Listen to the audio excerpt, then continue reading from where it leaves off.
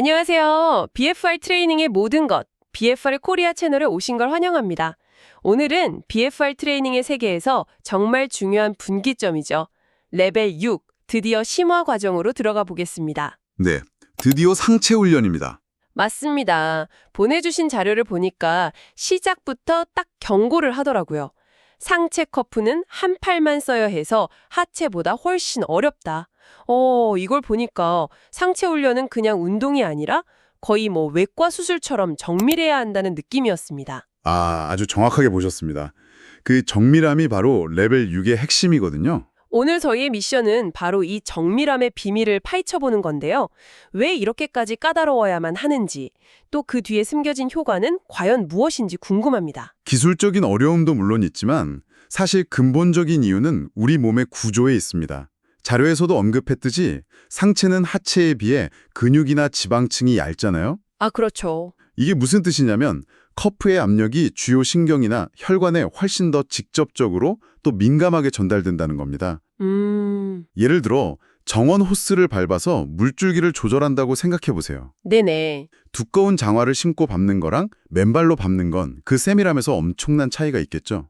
상체 BFR이 바로 그 맨발로 압력을 조절하는 것과 같습니다. 맨발로 압력을 조절한다는 비유 확 와닿는데요. 조금만 잘못해도 효과가 없거나 반대로 위험할 수 있다는 말씀이시군요. 정확합니다. 그래서 이 자료가 그토록 디테일을 강조하는 겁니다. 그렇다면 그 정밀한 압력이라는 막연한 목표를 처음 하는 사람도 안전하게 달성할 수 있는 구체적인 방법이 이 자료에 나와 있나요? 네, 아주 체계적인 프로토콜을 제시하고 있습니다. 우선 팔 둘레보다 약 2cm 정도 크게 원형으로 만든 커프를 겨드랑이까지 올리는 걸로 시작하는데요. 네. 여기서부터 과정이 두 단계로 나뉩니다. 첫 번째가 간이 조정입니다. 버클을 팔 바깥쪽에 두고 살짝 당겨서 일단 위치를 고정하는 예비 단계라고 보시면 돼요. 아, 일단 대략적인 위치를 잡는 거군요. 그리고 그 다음이 핵심인 미세 조정 단계고요. 맞습니다. 설명을 보니까 커프 끝을 잡고 살짝 3번을 당겨주라고 되어 있는데 이게 좀 독특하게 느껴졌어요. 왜 하필 3번일까요? 그냥 한 번에 꽉 조이면 안 되는 이유가 있는 건가요? 바로 그 지점이 이 방법론의 아주 영리한 부분입니다. 3번이라는 건 단순히 횟수가 아니고요. 아, 그런가요? 네, 압력을 한 번에 가하지 않고 점진적으로 높여가면서 내 팔에 맞는 최적의 지점을 탐색하는 과정인 거죠. 자료의 표현을 빌리자면 힘을 놓았을 때 커프가 팔 표면과 밀착되는 최소점을 찾는 행위입니다. 아, 최소점. 네, 이게 BFR의 핵심 원리인 사지 혈류 차단업, 즉 LOP 개념과 정확히 일치하는 겁니다. 동맥혈은 최소한으로 흐르게 하면서 정맥혈만 효과적으로 막는 그 완벽한 압력 지점을 복잡한 장비 없이 손의 감각으로 찾아내는 아주 현명한 방법인 셈이죠. 아하, 그러니까 3번 당기기는 일종의 압력을 더듬어 찾는 더듬이 같은 거군요. 최적점을 확 지나치지 않도록 조심스럽게 접근하는 방식이네요. 네, 맞습니다. 무조건 세게가 아니라 필요한 최소한의 압력을 정밀하게 찾아내는 거죠. 그럼 그렇게 최적점을 찾았다면 이게 제대로 착용됐는지 확인하는 절차도 당연히 있겠죠. 물론입니다. 아주 중요한 안전 체크리스트가 4가지 제시됩니다. 첫째는 커프를 상하 좌우로 움직여서 운동 중에 미끄러지지 않을 정도로 잘 밀착됐는지 확인하는 겁니다. 네. 그리고 둘째, 커프와 팔 사이에 검지손가락 한마디가 겨우 들어가는지 확인하고요. 이 손가락 테스트가 BFR 원칙을 지키는 가장 직관적인 방법 같네요. 너무 꽉 조여서 동맥까지 막는 걸 방지하는 최소한의 안전장치인 셈이군요. 정확합니다. 그리고 세 번째는 거울을 보고 커프가 겨드랑이 가까이에 수평으로 잘 착용되었는지 확인하는 겁니다. 이게 주요한 이유는 커프가 기울어지면 특정 부위에만 압력이 집중될 수 있거든요. 아, 핫스팟이 생길 수 있겠군요. 그렇죠. 압력이 고르게 분산되어야 효과도 균일하고 안전합니다. 그리고 마지막 4번째가 사실 가장 중요한데요. 뭔가요? 바로 팔저림이 없는지 확인하는 겁니다. 저림은 혈관이 아니라 신경이 눌리고 있다는 아주 명백한 위험 신호거든요. 그때는 즉시 풀고 다시 착용해야 합니다. 알겠습니다. 이 4가지 체크리스트까지 통과하면 비로소 정밀한 BFR 트레이닝을 시작할 수 있게 되는 거군요. 자, 그런데 이렇게 까다로운 준비를 마치고 하는 운동이 대체 뭘까 궁금했어요. 자료에 헤라클 순환 기능이라고 나오는데 저는 이게 좀 의외였습니다. BFR은 근육 성장을 위한 훈련이라고만 생각했거든요. 바로 그 부분이 레벨 6의 또 다른 핵심입니다. 근육 성장을 넘어서 혈관 자체를 트레이닝하는 단계로 넘어가는 거죠. 혈관을요? 네, 자료에 나온 3가지 기본 동작이랑 운동 방식을 보면 그 의도가 아주 명확하게 드러납니다. 초급 모드에서 30초 운동하고 5초 휴식하는 걸 반복하죠. 네, 첫 동작이 주먹 쥐었다 폈다.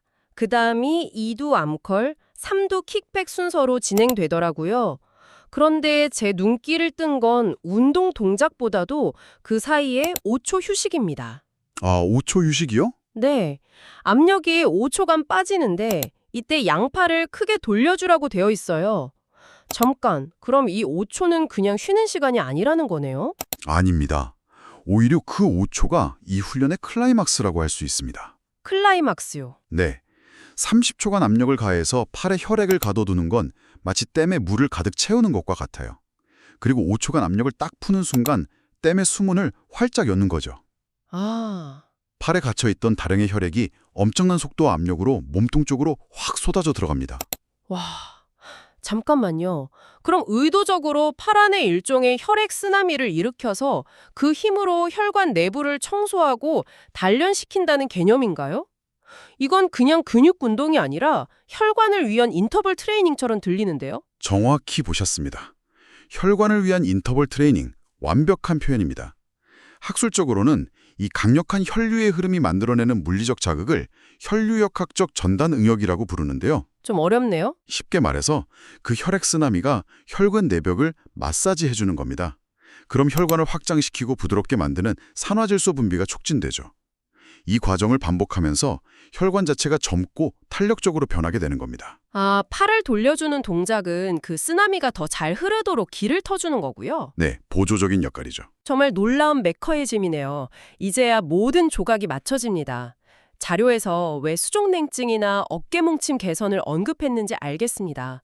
그냥 운동하다 보니 혈액순환이 좀 잘 되는 부수적인 효과가 아니라 애초에 혈관 기능을 직접 개선하는 걸 목표로 설계된 프로그램이었군요. 그렇습니다.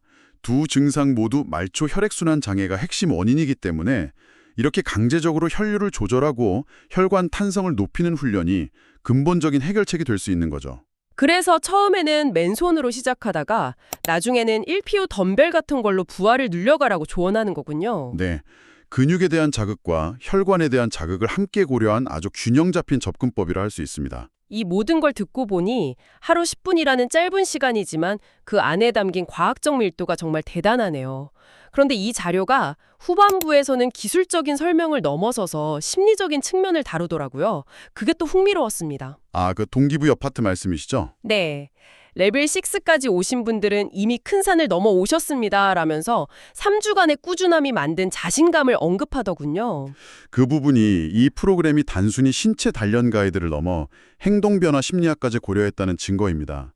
작은 성공, 그러니까 3주간의 하체 루틴을 해냈다는 그 경험이 더 어려운 상체 훈련이라는 도전을 받아들일 힘이 된다는 걸 명확히 하고 있죠. 아, 심리학자 알버트 반두라가 말하는 자기 효능감 이론과 정확히 일치합니다. 나는 지난 3주간 해냈어. 그러니 이것도 할 수 있을 거야. 라는 믿음. 그게 다음 단계로 나아가게 하는 가장 강력한 엔진이 되는 겁니다. 그러니까 이 프로그램은 몸을 단련시키는 동시에 해낼 수 있다는 마음의 근육까지 함께 키우도록 설계된 셈이군요. 네, 맞습니다. 고민할 시간에 그냥 하시기 바랍니다. 라는 문장도 그런 자신감을 바탕으로 한 강력한 행동 촉구로 읽히네요. 하지만 그런 동기부여와 함께 신체가 보내는 위험 신호를 절대 무시해서는 안 된다는 점도 굉장히 구체적으로 강조하고 있습니다. 네, 안전은 그 어떤 것보다 우선이니까요. 어지러움, 가슴 답답함, 팔이 창백해지는 현상 같은 구체적인 이상 신호와 함께 명확한 대처법까지 제시한 건 매우 중요합니다. 특히 어지러울 때 대처법이 인상 깊었어요. 커프를 풀고 누워서 다리를 심장보다 높게 올리라고요. 네, 그게 일시적인 저혈압 증상에 대한 교과서적인 응급처치법입니다. 내려가는 혈류를 중력을 이용해서 가장 빠르고 효과적으로 확보하는 방법이죠. 안전수칙 중에 특히 제 눈길을 끈 부분이 있었습니다. 운동 후에 팔 주변에 빨간 반점이 생길 수 있는데 걱정하지 말라는 내용이었어요. 아, 네네. 이게 모세혈관이 확장되는 긍정적인 신호라고 하니까 조금 안심은 되지만 솔직히 제 몸에 그런 반점이 생기면 덜컥 겁부터 날 것 같거든요. 아주 합리적이고 중요한 질문입니다. 당연히 걱정되실 수 있죠. 이게 정말 괜찮은 건지 일반적인 멍이나 부작용과는 어떻게 구분할 수 있을까요? 가장 큰 차이점은 통증과 양상에 있습니다. 타박상 같은 멍은 보통 그 부위에 통증이 있잖아요. 색깔도 검푸르게 변하고요. 하지만 여기서 말하는 긍정적인 신호, 즉 점상 출혈은 통증이 전혀 없습니다.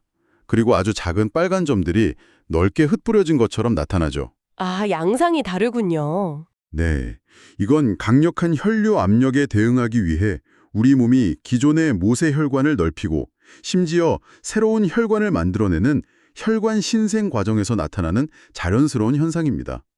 뭐랄까, 낡은 길에 교통량이 폭주하니까 우리 몸이 스스로 2차선 도로를 4차선으로 확장 공사하는 증거인 셈이죠. 혈관 공사의 증거라니 정말 멋진 비유네요. 이제 확실히 이해가 됩니다. 네, 그래서 자료에서도 3일 정도면 자연스럽게 사라진다고 확신하는 겁니다. 오늘은 BFR 트레이닝 레벨 6 자료를 통해 상체 훈련의 세계를 깊이 들여다보았습니다. 처음에는 그저 까다로운 운동법이라고 생각했는데 대화를 나눠보니 이건 단순한 근력 운동이 아니라 우리 몸의 혈관 시스템을 직접 재설계하는 한 차원 높은 훈련이었네요. 맞습니다. 정밀한 압력 조절의 과학, 혈관의 탄력성을 높이는 생리학적 원리, 그리고 훈련을 지속하게 만드는 심리적 장치까지 아주 치밀하게 엮여있는 프로그램입니다. 자료의 마지막은 다음 단계인 레벨 7 BFR 지속 기능에 대한 예고로 끝나더라고요. 순환 기능과는 또 다른 이름인데 어떤 원리일지 궁금해집니다. 오늘 살펴본 순환 기능이 압력의 적용과 해제를 반복하면서 혈관의 탄력성 자체에 집중했다면 아마 지속 기능은 근력이나 근지구력 향상이라는 보다 전통적인 목표를 위해 설계되었을 가능성이 크다고 봅니다. 아, 압력을 지속적으로 가하는 방식이 근육에 또 다른 형태의 스트레스를 주겠군요. 그렇죠. 어떤 새로운 적응을 이끌어낼지 그 기전을 생각해보는 것도 아주 흥미로운 지점입니다. 바로 그 지점이 BFR 트레이닝의 무한한 가능성을 보여주고요. 그렇군요. 이 자료는 BFR 훈련의 효과를 우리 몸의 가장 기본적인 시스템인 순환의 관점에서 풀어냈습니다. 그렇다면 여기서 한 걸음 더 나아가 이런 질문을 던져볼 수 있겠네요. 네, 어떤 질문이시죠? 오늘 우리가 이야기 나눈 이 저강도 저항 운동과 혈류 제한의 정교한 조합이 노화로 인한 근감소증을 겪는 고령층의 재활이나 미세 중력 환경에서 심각한 근손실을 겪는 우주비행사의 건강 유지 프로그램처럼 그런 특수한 환경에 있는 이들에게는 과연 어떤 새로운 가능성의 문을 열어줄 수 있을까요? 이상 BFR 트레이닝의 모든 것, BFR 코리아였습니다. 감사합니다.